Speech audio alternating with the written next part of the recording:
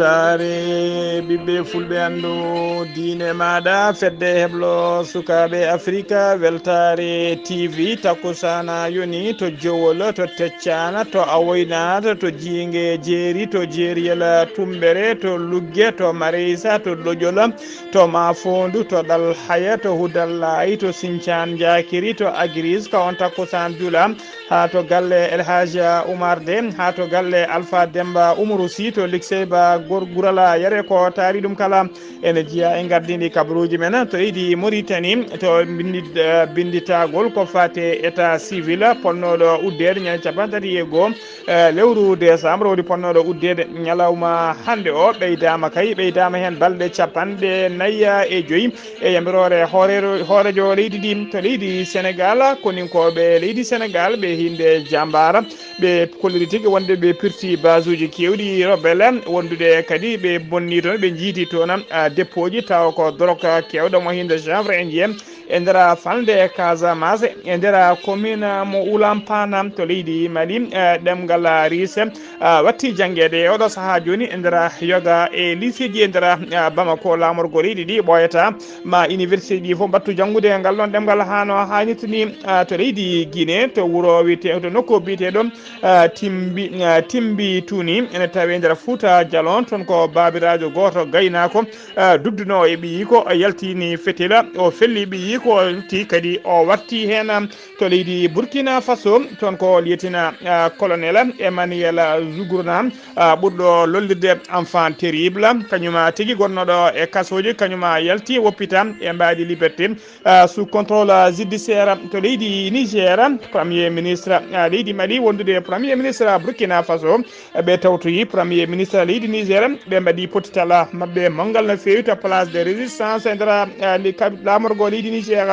kedde Afrique ma en ketto musidɗo men sehil men Alassane Oumar Mbodj kabaruji men an joolam jaɓeri ma jaaha to Gaza hakkude mom Israël yen ha to leydi Syrie to leydi Ukraine ha to leydi Corée du Nord bisimilla mone ketki hotondirte joni joni piren pacciren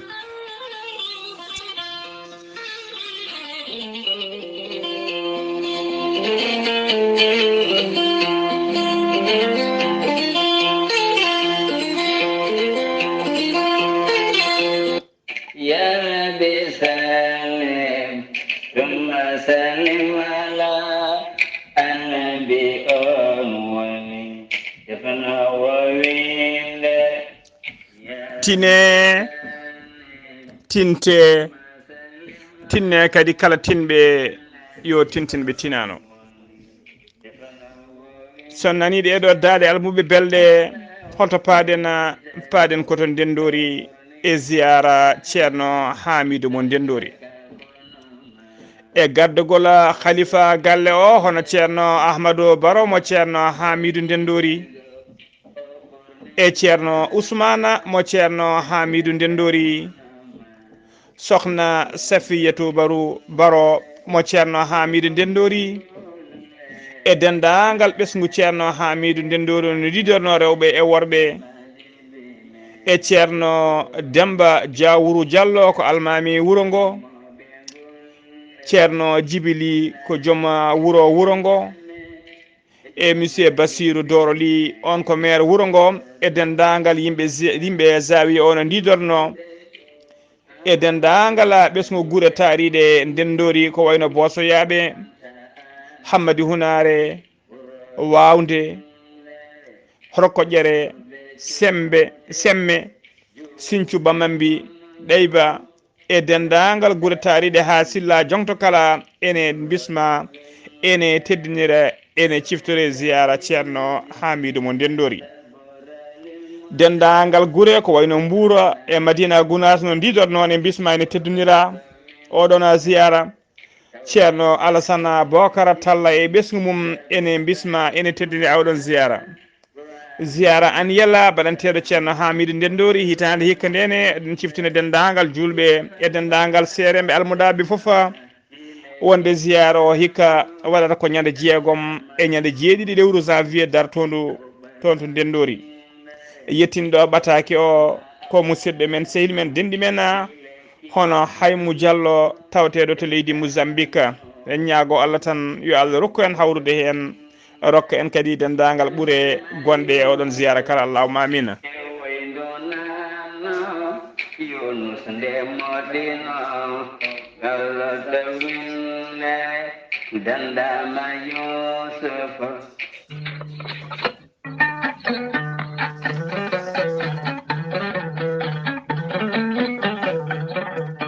aadi bil aadi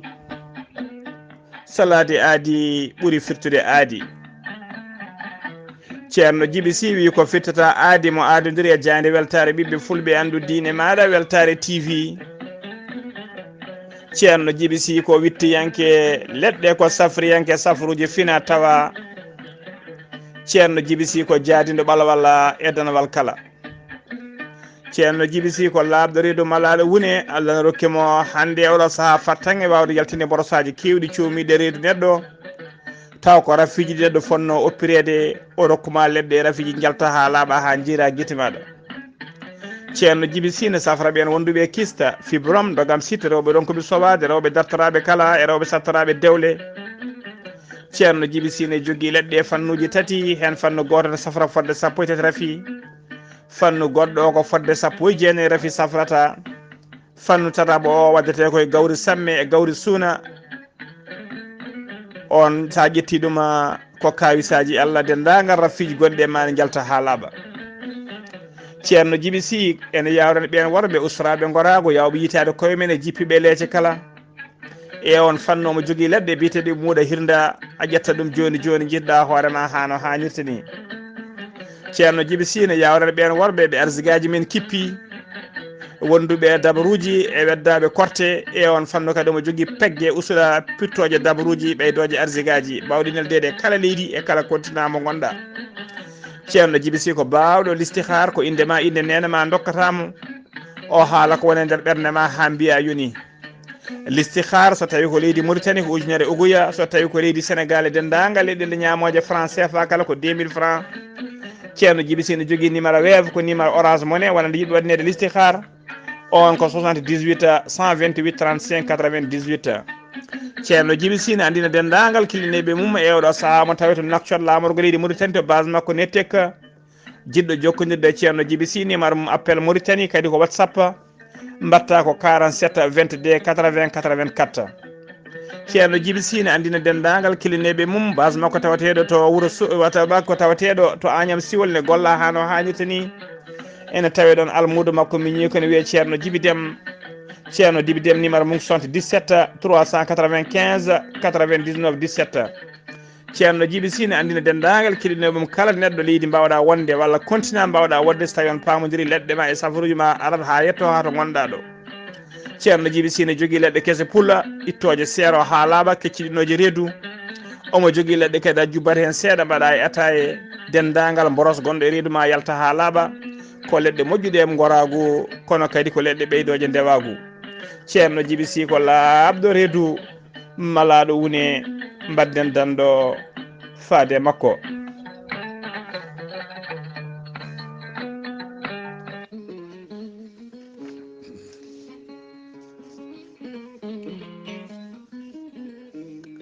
cellal ko kañum woni afo kala ngalu cellal de ala coggu gandal ne weeli kono kadi gandal jaadungal e nundal ɓuuri welde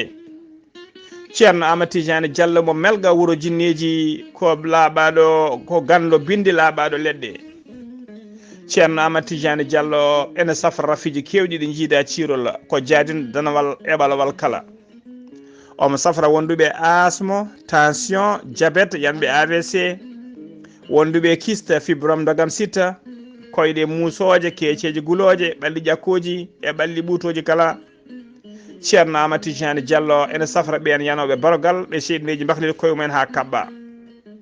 ceerno Amadou Tidiane Diallo mo wiye dendagal kilinen makko kala rafi mo mbawɗa wondude so tawi oɗon maldana on ɓurdata balle tati tawa a wi wen a yi ma hana hannirta ni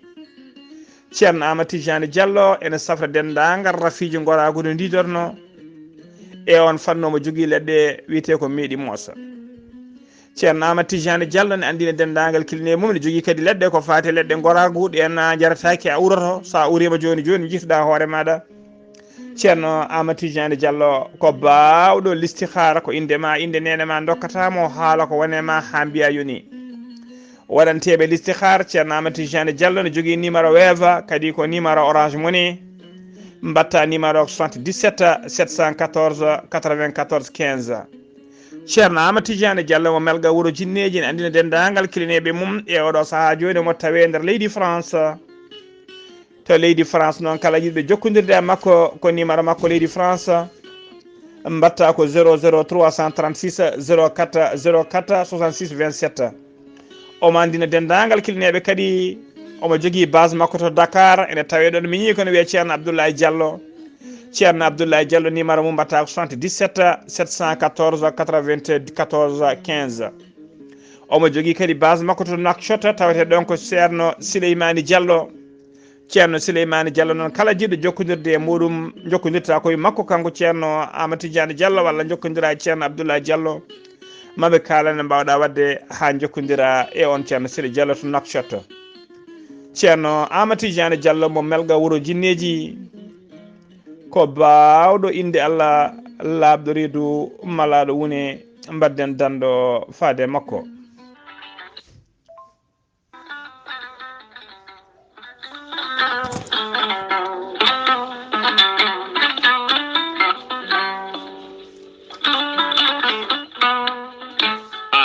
jambitowo ɓandu musoru ɓandu jaɗoru ɓandu wuloru koyɗe musoje koppi musoji keceji musoje AVC cardiaque moƴƴiyam dogata e ɗaɗi muɗuma donkuɗo yaade juma e jama e jokkoyde enɗam kala holko jokkodirta koye gorel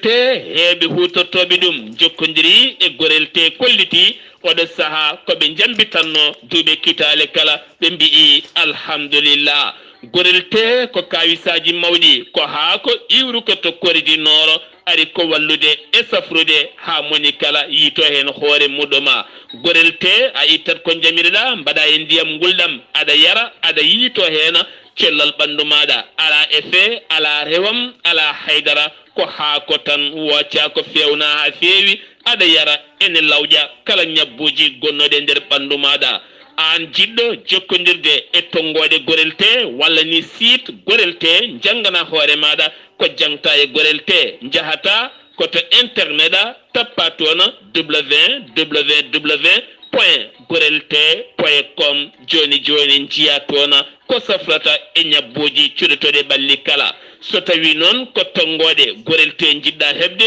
gonɗa koye nder leydi Mauritanie jokkodirta koye Adama Niang ɓuuri andirede Boy Nasa on noon mbatta ko 47 85 20 96 walla so tawi koto sehil baabi gonɗa e ko taari ɗum kala jokkodirta koye Eliman Ndiaye 46 57 85 92 so tawi gonɗa koto kay hayɗi e ko taari ɗum kala jokkodirta koye Acca Keɓe 46 46 48 86 walla so tawi koto Nouadhibou gonɗa jokkodirta koye Seyni Niass mbatta ko 46 53 52 43 so tawi gonɗa koto États-Unis d'Amérique jokkodirta koye Abou Sow Kawral Fouta Business +1 34 77 01 56 77 so tawi gonɗa koto leydi France jokkodirta koye Haruna Ngayda 06 50 99 64 43 musidɓe tedduɓe gorel te e jeese men dañen jama kettode kaburuji mon e ɗemngal pulaar Afrique Asie Europe Amérique Moyen-Orient Océanie jam ñalle mon musidɓe tedduɓe eɗen goni e dewo noga capantati e goho lewru bowte hitande ujunnaje ɗiɗi e nogas e tati aleta sappo e jeeɗiɗi dewo hoddayru hitande ujunere temedde nayyi e capanɗe nayyi e joyyi habaruji mon e ɗemgal pulaar e sawtahe ko musidɗo mon sehil mon Ghalii Abuu to karallagal ha mbawon yiide en to banggue YouTube ko miñumen sehil men Saydou Abou ko adi kabaruji men noon jayde weltare e ɓiɓɓe fulɓe andu diine maɗa e gardugo weltare TV e gardugol ceerno men Sara Abdoullahi Sar e dendagal équipe jaynede kala e do fedde men fedde heblo sukaɓe Afrique gardugol ceerno Habous Diallo e sokhna Mariam Tijani Ba e mbiya dendagal bandiraɓe juule mo wuri ɗen ɓe kadi yo Allah rokku en tawede oɗo saaha mo wuri taweden ɓeyde diine men ena ustaki jayde nde kadi ene yafno dendagal bandiraɓe mennoɓe kala meɗɗo kay nande hen konngol amen umme amen taw koko fewani gila kay to banggue jewte ɗe ha to banggue jayde woni to banggue kabaruji kala e banggue jewte battena buuɗe yurmede e kala ko meɗɗon nande hen ko fewani walla ko fewintaki on walla ko welani on min ñaguima on nde jallotoɗon min jafuɗon min jafuɗon min hakkude kalowo e keɗotoɗo ko noon kadi jayde weltare ɓiɓɓe fulɓe andu diine maɗa ene wiye en tan hitande hesere hitande dartone janggo nde hono wonanen hitande ɓamtare hitande tigui moƴƴere hitande jellitare yato ko uste men foof ko bakkatuji men e rafiji meɗen e caɗele men allahumma amina habaruji men ɗemgal pulara koto leydi Mauritanie puɗɗotoɗen to leydi Mauritanie Mauritanie ɓen tawa kadi ko to leydi Mauritanie yen ha to atara noon so kay sita lewru walla saha dabbude nde woni saha ɓuɓol so yettima ko saha kay mo ɓen taw ko tourisme Europe naɓe woni tigui hewɓe arde yidde wangade leydi Mauritanie koɗo saha ɓe kewi suɓade arde kay wadde jilluji mabɓe e nder leydi Mauritanie ha tengtito falde adrara koye ndina mbadi noon avion ɗiɗaɓa gadduka ɓen tourisme en tawi ko ummoriɓe dongre Europe juurima to bowal laaɗe diwaji ngal attara eko addi noon temedere nogas e nayo touriste e mbadi saison 2023 2024 ko biteɗo Mohamed Mahmoud Wul Shiba kañum woni représentant SAM woni société des aéroports de Mauritanie ko kañum confirmé ngal ɗon garal mabɓe kaɗo lana taw ko ɗiɗaɓa adduka temedere e nogas e nayo taw ko tourisme France naɓe e Belge naɓe wondude Suisse naɓe o holliri noon holliri wonde SAM woni tigui société des aéroports de Mauritanie ƴetti peeje ɗe kala peeje mbawi ƴettude kay beele tourisme en ɓe ene mbawa aroɓe wangade nder leydi Mauritanie beele ɓe jaɓɓe jaɓɓugal moƴƴal pewgal e nder leydi he haɓe mbaɗa kadi séjour mabɓe hano hannirta ni e nder leydi he siftinde on noon yontere mayde nde vol gadano gaddino ko temedere e nogas jeena e tourisme jettinoma toon to atara ha joni ko leydi Mauritanie keddoɗen jokkodiral banggue jeeygu e julagu hakkude leydi Mauritanie e leydi Algérie teskama ƴellitima no moƴƴi e hitande gonɗen nde woni 2023 no holliri kay hono no holliri Karim kadi kañum woni directeur du commerce e nder région Tindouf o holliri noon wonde fodde temedde jeetati exportation o miiɗi tigui to leydi Algérie mbawi nadde e nder leydi Mauritanie tawi ko produit ji ummoride to Algérie ummoride to Algérie naati e nder gendi Mauritanie e nder hitande 2023 tawi o holliri ɗiɗon temedde jeetati exportation volume muɗum ene qiime ha capanɗe nayyi ujunere tonnes taw ko produit ji ummoriɗi toon to leydi Algérie naati e nder leydi Mauritanie o holliri kadi hitande 2024 dartonde janggo nde ma jokkodiral ngal ɓeydo ƴellitade ɓeydo kay ma jokkodiral ngal ɓeydo kay hakkude leydi ɗe ɗiɗi e surtout kay oɗo poste taw ko poste frontiére gonɗo hakkude leydi ɗe ɗiɗi so gasi golle ɗe gasi so ɗum na ɗum wawa ɓeydude jokkodiral e hoyɓitinde ya garta guila yimɓe ha to jeeyi mumen woni les personnes et les biens hakkude leydi ɗe ɗiɗi woni hakkude leydi Algérie kañum e leydi Mauritanie biteɗo Fati Slim on kañum woni directeur de l'équipement public o holliri wonde golle pewnugol poste frontiére hakkude leydi ɗe ɗiɗi so hakkude leydi ɗe ɗiɗi kay o holliri golle ɗe tigui taw golle ɗe tawte ko poste biteɗo poste mo Moustapha Ben Boulaye to banggue Algérie hakkude Algérie e Mauritanie on noon holliri golle ɗe jaari yesso hano hannirta ni wayno golle ɗe e oɗo saaha ko gasɗe ha laaɓi saabu kay e nder temedere kala hen capanɗe jeenayyi piccal capantati ene wayno hiɓɓini ha joni ko leydi Mauritanie keddoɗen enrôlement woni état civil woni binditagol gam yidde hebde kayitaji état civil e nder leydi Mauritanie ponnoɗi uddude ñande capantati e goo lewru décembre 2023 woni ponnoɗo uddude ñalawma hande o ɓeydama ɗo e balɗe capanɗe nayyi e joyyi taw ko dow yamirore Mohamed Cheikh Al Ghazouani hoorejo guendi Mauritanie ɗeɗo balɗe capanɗe nayyi e joyyi ɓeyɗade noon fuddoto ko ñalawma janggo woni 1er janvier 2024 ko ndena fuddoto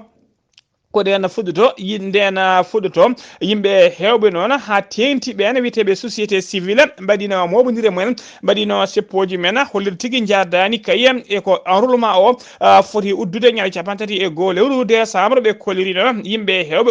ujunnaje ha joni yimɓe nana donki hebde kayitaji men walla ne donki ɓisguji men yo keɓa kayitaji ɓena yimɓe noon e nder centre uji état civil teskama ko ummotoɓe saaha nokkuji goɗɗi no fewi kilométre uji ma jooɓa biyeji walla jara koyde ko juuti so jettima daga gila puɗala ha mutala piroji ɗi kewi uddidde ko jeesa mabɓe udda yesso mabɓe kadi tawɓe keɓani kayitaji saaha kadi jomumen naata mbiya réseau ji ngala ko caɗele mawde teskede tigui binditagol ngol ene leeli no fewi e nder ɗiɗon nokkuji ko ɗum saabi noon ɓe ceerano wadde kala saaha seppoji namdade kayya wonde binditagol ngol fotani uddede saabu kay hewɓe eɗo saaha joni ha e oɗo saaha cuwa hebde kayitaji mumen ha joni kabaruji men ɗemngal pulaar so leydi Mauritanie so paɗen koto leydi Sénégal suka Sénégal najomo duuɓi no gase e joyya duuɓi nogas joni natirnoɗo dowlaji denduɗe Amérique tawi o natiri ko Nicaragua ñano toon ko ɓooyani kañum tigui taw ko jibinande Touba kañum woni balaɗo toon to dowlaji tentuɗi Amérique ko sagata gorko gonnoɗo e auto mum ari ha tolnimo yaltini fetel mum fimo fiyande e hoore ko ɗon o yani omo wulla feeram boni paabe kam ha o wasi hen fittadu makko hono no holliri kay mawni ko biteɗo Malika Nyanga kanko suka baraɗo o noon o wiyete ko jine Nyanga o wiyete konko noon hollirama tigui kanko pellaɗo ko jine Nyanga o wiyete ene tawe e barɗomo o noon e oɗo saaha joni tawe e juuɗe dadiɓe e mbadi enquête beele en ande kay holko wardi yoɓiri fittadu makko jine Nyang noon ɓeydi doggol ɓena taw ko inde waraɓe caggal taw Sénégal naɓe waraɓe caggal leydi ene wayno inde makko tawtoyi golɗon doggol ha joni ko leydi Sénégal keddoɗen e mbadi kaya vérification dossier ji woni tigui yurnitade dossier ji candidature uji yidɓe wonde hoorejo leydi Sénégal e sumgoji tijjari 2024 Déthié Fall kañuma wonno 17e e ordre taw ko tirage wonande kay ɗina dossier ji fodde yurnitede kanko Déthié Fall noon o heeɓi tawama tigui o heeɓi tigui ko ɓuuri o capanɗe nayyi e jeenayi ujunere temedde jeetati e capanɗe jeegoma paren tawi ko valable ɗum woni tigui ko heeɓi e wiide mandataire makko e nder sappo e nayyi région Déthié Fall ɓenni le minimum requis e nder sappo e tati région Déthié Fall noon ko kañum addi landa wiyete ka PRP woni parti républicain pour le progrès o laatima noon 3e candidat keɓɗo tikke mum kay jaɓanaɗo bawɗo jeeyede ɗiɗon sungoji paadi en 2024 ko so tawi noon so hollirama noon e ganda sanga noon candidat ji ɗiɗi goɗɗi mbaɗama rekkale ɗina candidat ji ɗiɗi woni Mamadou Yatta Sy e Malika Gueye ɓeɗo ɗiɗo kala noon mbaɗama rekkale tawa tigui kayitaji men timmani ha joni kabaruji men ko noon tigui ko noon kadi hono candidature professeur Marie Thiewo Niane on ne waɗama rejeté kayitaji makko waɗama invalidé ɗum ko aset hanki capantati décembre oɗo saha no o salora noon ko wasdemo kay o salora noon ko tawedemo kay omo jogui fodde 28 000 fodde no gase jeetati pare taw kadi koɓe ganda ko woni ko wiyete inde boje ko ɗum tigui addanimo kayitaji makko waɗede invalide salede haɗani noon kanko Marie Thiewo Niane o jarni dendagal darinoɓe kay fodde lebbi jeetati hande guila kay o miiji gam yidde wonde candidat haɗa banggue parrainage kala o yettiɓe kamɓe kala o jarniɓe ha joni ko leydi Sénégal keɗoɗen jeen ha to falde Casamance e nder falde Casamance noon koni koɓe leydi Sénégal ɓe hinde jambar mbaɗi opération men de sécurisation e nder falde Casamance ittude ñonkoto e haɓade waɗoɓe kayya ɓen waɗoɓe trafic drogue e nder nde ɗon falde ɓe duppi toon guese cannabis kewɗe no fewi to rewa wuro Sendiana ɓe pirti toon kadi basuji MFDC kewɗi ɓe mbawi tigui firtude toon ha tengti noon to nokku biteɗo to nokku biteɗo kal timpe e nder commune mo walam pen mo walam dem ɗum ko ñande aljuma hecci hanki o ɓe nangi toon kadi sappo e tato neɗɗo ɓe nangi toon sappo e tato neɗɗo ɓe tawri ɗumen drogue kewɗe no fewi ne mofta tamo hinde chanvre en yiyem ene mofta e nder galleji to kantum to nokku biteɗo kan tempe opération noon ine jokki hano hannirtini ha joni ko leydi Sénégal keɗoɗen bandi mawɗo no fewi tampinoɗo Mbour ko taari ɗum kala biteɗo Daouda Sara o wiyama teɓa subaka aseda hanki ko police ji noon ɗi commissariat urbain mo sali kañumen nanguimo ɓe tawrimo pistolet yimɓe ɓe tawrimo pistolet ɓe tawrimo pistolet yimɓe oɗo saha noon yimɓe tawteɓe to nokku biteɗo Malikunda eɓe yimɓe tawteɓe to Somano ha ɓe sali kala ha ɓe sali e tawteɓe to nokku biteɗo Ngapparu kala so leyima oɗo saha ma ɗano hano hannirta ni saabu kay ko tampinoɗo ndeɗon falde kanko Daouda Sara o heewi mantade noon ko yimɓe ha tengti noon e hoɓɓe taw koɓe jeeyaka e leydi he ko ɓeno heewi mantade o waɗa janguji e mumen ko kanko wanno jangu makko e nder galle couple goto français naɓe to nokku biteɗo Ngamparu o fayi fetel makko noon pistolet makko o fawino e ngana sanga e hoore oɗon français najo biteɗo Patrick T wondude e joom suudu mumen wonno ko ñande no gasenayi lewru décembre gonɗen ɗo o nawniɓe ngan sanga temedere o nawniɓe 150 000 francs CFA woni capanɗe tati ujunere francs CFA wondude téléphone aji tati portable ɗe hinde iPhone tawi hen goto ko iPhone 12 Pro Max goɗɗo ko iPhone 8 e téléphone tataɓo o ko iPhone 6 o nawniɓe kadi den iPad wondude chaîne en or e montoruji ɗiɗi e chaîne uji ɗiɗi goɗɗi montoruji ɗiɗi chaîne uji ɗiɗi or wondude chaîne uji ɗiɗi goɗɗi taw ko haalisa kanko Daouda Sar noon kanko Daouda Sar noon e oɗo saaha joni o wiyama teɓ noon e oɗo saaha joni kadi tawi kadi nanguirimo caggal nde waɗi ngun jangu o andano galle o ne tawi hende caméra de surveillance ko ɗina caméra ji noon ko hen ɓe mbawi waɗoɓe enquête gendarme ɓe ko e ɗina caméra ji mbawi darde ha mbawi heɓtindemo hen ko gan sanga tigui o wiya teɓa oɗo saaha joni emo tawe e juuɗe dadiɓe to enquête o gasi o waɗe déféré ha joni kabaruji men ɗemngal pulaar to leydi Sénégal ha joni jeyana to Ziguinchor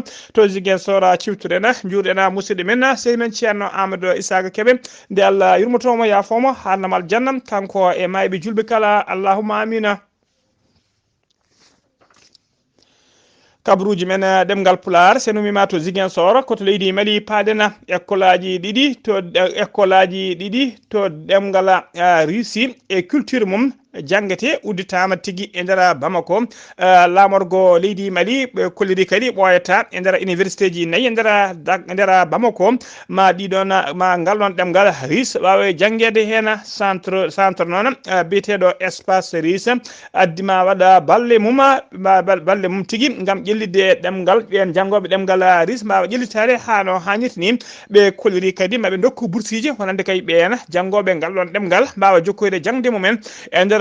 leydi russe lycée ji nayyi noon e nder Bamako cifodiri accord ma cifodira accord tawa ngal ɗon oɗon accord koye 2024 ɗemngal ngal ene watta jangguede hano hannirta ni e nder ɗiɗon université de étudiant ji noon taw koɓe université de sciences juridique et politique ɓe université de lettres et des sciences humaines ɓoyata kañumen mbatta janggude toon ɗemngal russe ngal hano hannirta ni ha joni ko leydi Mali keddoɗen Abdourahmani Aljamangu ko capitaine de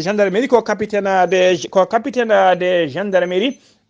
ko capitaine de gendarmerie mo leydi Mali o ɓorama ha laaɓi o waɗama tigui limogé walla waɗama limogé ha laaɓi oɗo saaha joni caggal kaye nde o yano caggal leydi o waɗi ko wiyete déserté ko ñande nogas e goho lewru décembre décret o sifa on décret noon ko hollir tigui o riwama ha laaɓi e dadiɓe leydi Mali tawi sifande ko chef de cour suprême des armées ko kañuma waɗi nde ɗon sifande wonde kay o ittama ha laaɓi inde makko ittama ha laaɓi e inde koninkoɓe leydi Mali habaruji men ɗemgal pulaar koto leydi Guinée paɗena e nder sous préfecture mo timbi tunni e nder Fouta Diallo e nder Fouta koko hamni muusi waɗi toon ñande alkamisa nogas jeetati lewru décembre gonnen ɗum ko biyeteɗo Modi Mamadou wuuri ɗaccon hagge duuɓi capanɗe jeegom ko kañum taw ko gaynako kañuma ƴetti fetel mum o felli ɓiyi ko biyeteɗo Mamadou Gando Ba o rutti kadi o ƴetti fetel makko o ruttini fetel hoore makko o harti fiyande woni tigui on paami o watti ɗum noon ko caggal kay nde o yewtitno e ɓiɗɗo caggal noon de ɓiɗɗo nani tigui e nder wuuro ngo tammi ko noon ko gaynako taw kadi ko gaynako sarde nayi falde nde ɓen noon caggal nde ɓiɗɗo nani e kala saaha babiraɗo ɗe ñiŋe wonde kay toppitaki gaynaka mum toppitaki jawdi ndi ko nden tigui o babiraɗo arti o wone wajade ɗum ko ɗon babiraɗo mettini ƴetti fetel harti e makko fiyande sikki o maayi ɗon ko ɗon watti kanko ɓiɗɗo pellaɗo noon e oɗo saaha joni omo wuuri omo tawe juuɗe safroɓe to hôpital mo pita koto leydi Burkina Faso paadena ñande aljuma hecci hankino gas jeenayi bowte tribunal militaire mo Burkina Faso rokki yamirore kay yo yaltone kaso hono e mbaadi liberté provisoire hono lieutenant colonel Emmanuel Zungrana yo yaltu kaso o wona e sous contrôle judiciaire o wona e sous contrôle judiciaire wona noon karɗo cellala ene sikka kadi ko ɗum saabi kay ha wawi hebde oɗon liberté judiciaire kanko lieutenant colonel Zungurana noon o ɓuuri nani andirede toon ko l'enfant terrible du Burkina Faso saabu kay ko neɗɗo pidduɗo no fewi kadi laabi kewɗi o nanggama mo soke e nder kasoji saaha kay ha tengti e nder hitande 2022 e nder hitande 2022 lawol makko gadnol ngel o nanggono lawol makko gadnol nde o nanggono wonno tigui ñande sappo e nayyi lewru janvier 2022 e saaha laamu kaɓure ñande sappo joyi décembre 2022 ko nden tigui o woppitino balle seeɗa pawti hen kadi o wiya teeba o rutti e kaso tawa e ngan sanga o tumano kay ko yinnede wadde coup d'état ha joni kabaruji men ɗemgal pulaar to leydi Niger paɗena hoore jagorde mo leydi Mali rewi to Burkina to Ouagadougou lamorgo leydi Burkina ñande aljuma hecci hankino gas jeenayi bowte o tawi ɗon nando makko sehil makko hono tigui ne jaɓɓimo hono hoore jagorde mo leydi Burkina Faso biyeteɗo Apollinaire Kilian o jaɓɓimo toon jaɓɓogal paydingal no fewi caggal ɗum noon ɓe caggal ɗum wondude e jagogal kalfinaɗo ko fati e julagu e mbaylani hono Serge Poda e kamɓe ɗiɗo kala noon ko ɓeɗo ɗiɗo gaari jaɓɓade cugel Kokla Mayga toon kadi o waɗi ɓe décoré ɓe mbaɗimo décoré cugel Kokla Mayga kañum e hoore mum o waɗi tigui décoré nando makko hono Apollinaire o waɗi ɗum décoré taw ko officier à l'ordre national des Mali e mbadi étranger titre étranger ko ɗum ko ɗon noon ɓe ƴetti ɗon tigui o ƴetti Apollinaire honi hoore jagode leydi Burkina Faso ɓe jaɓani to lamorgo leydi Niger tawde toon nanda mabɓe sehil mabɓe hoore jagode mo leydi Niger hono Ali Mahamman Ali Mina Zeynab onne jaɓɓiɓe toon jaɓɓugal paydingal no fewi to aéroport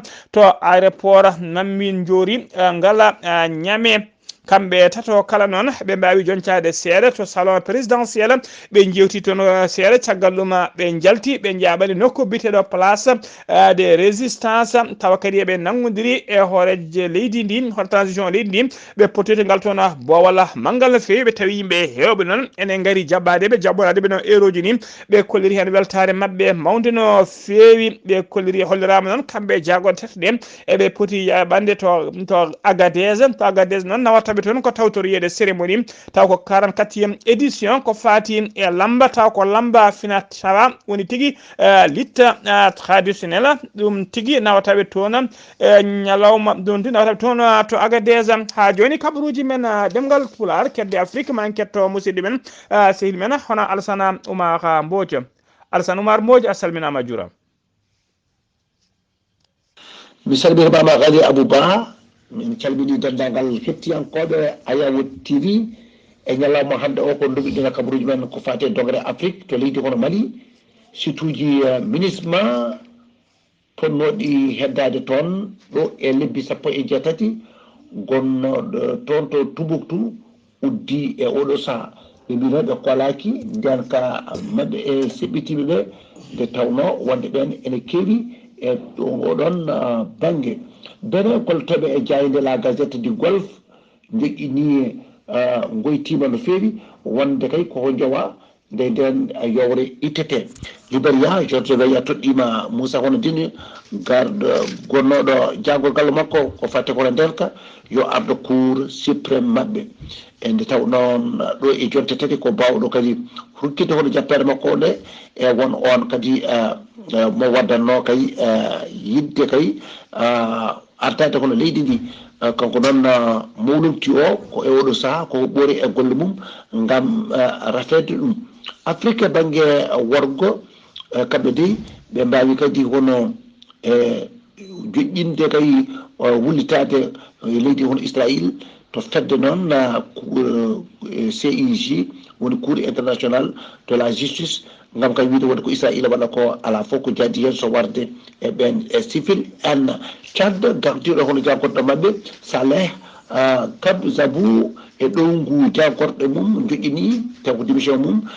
yesso on kadi to leddi Mohamed Driss Déby taw kadi ko e wiide wonde kay mandat mabɓe kono gasi ha laaɓi Afrique hakkudejo e jeeyaɓe e bloc républicain DRDC mbaɗi conférence mum de presse hollidde kay juɓɓudi laamu ngu e hirande ujunnaje ɗiɗi e nogas e tati potal kay wodani toon to banggue kay holo lundu ngo ɓe mbi ko ɓuuri hewde hen kay koko soka toon to banggue noon ndenka koye e jiimadi ɓen waganeur en hani e ministre ma wondude e honi koɓe kay to ko Rwanda kadi ɓe goni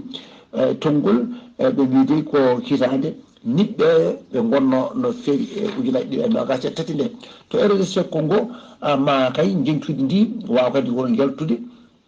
ngam suɓade gartoɗo hono leydi ndi ɗum gonata ko ñalawma hande o 31 lewru bowto ujunnaje ɗiɗi e nogas e tati e taw noon wi noon ko fedde seni e taw kadi koye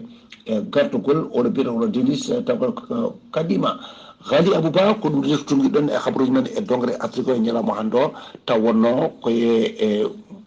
e dande musidɗo moon Alassane Oumar Mbodj gorko mo Sando ngam weltare Ayawood TV.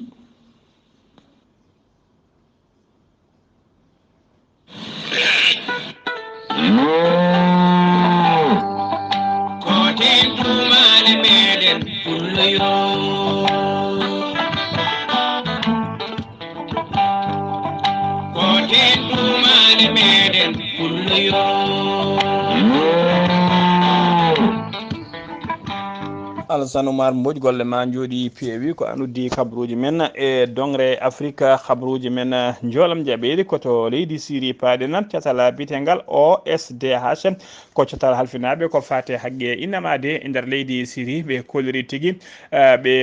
tigui guerre Syrie o e oɗo saaha joni ɓe kolliri fodde ujunnaje 4 e temettere capanɗe jeegom neɗɗo ko kañumen goni ko mbara e nder leydi he tawi hen ujunere temedde jeenayyi ko civil en ɗum noon tawi kadi e nder ɓen civil en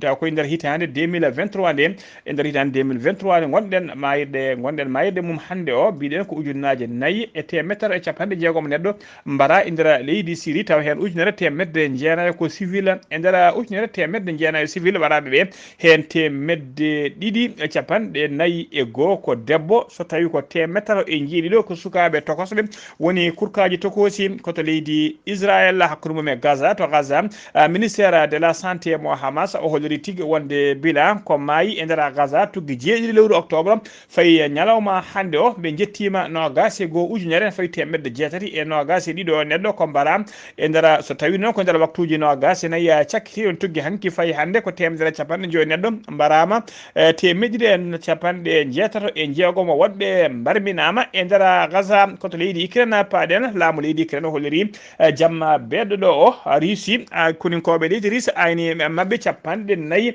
e jeenayyi drone e nder ɗin capanɗe nayyi e jeenayyi hen nogas e goho drone ɓe cammini ɗumen mbawani yettede tigui ko jinno wadde ko ɓe kolliri kadi missilaji jeegom goɗɗi Russie aynima e wuuro wiyetego Kharkiv